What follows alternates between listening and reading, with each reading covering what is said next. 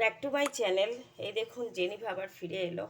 এই যে বলেছিলাম যে কুকারে করলেই ফেনাটা ফেলা যায় না, এই দেখুন আমি ফেনাটা তুলে তুলে ফেলে দিচ্ছি। এই ফেনাটাই থাইরয়েডকে বাড়িয়ে দেয় এবং ব্যথা বাড়িয়ে দেয়, কিন্তু আমাদের গরমে উপায় নেই, আমাদের টকের ডাল খেতেই হবে।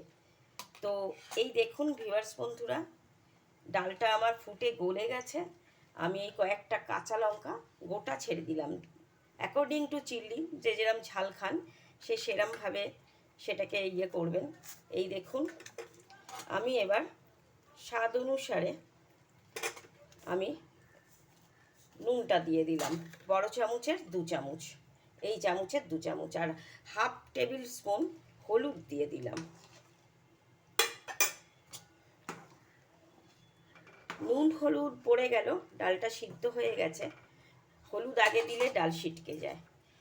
এইবার দেখুন আমি যে আম রেখেছিলাম সেই আমগুলোকে আমি এখন আস্তে আস্তে ছেড়ে দেব। আমার আম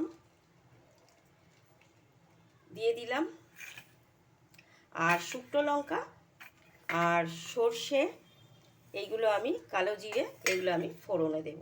তো চলুন আমার টক ডালটা ততক্ষণ সিদ্ধ হোক। আমি কাটা দিয়ে কিছুটা ডালটাকে ঘেটেও নিয়েছি, একার হাতেই ক্যামেরা একার হাতেই ডাল করছি, ঘুটুনি দিয়ে ডালটাকে গলে নিচ্ছি। গলিয়ে দিলে একটু তাড়াতাড়ি গলে যাবে, টাইমও কম লাগবে। আমি যেভাবে বললাম আপনারা সেভাবে ডাল করুন। যাদের থাইরয়েড আছে, হাই প্রেশার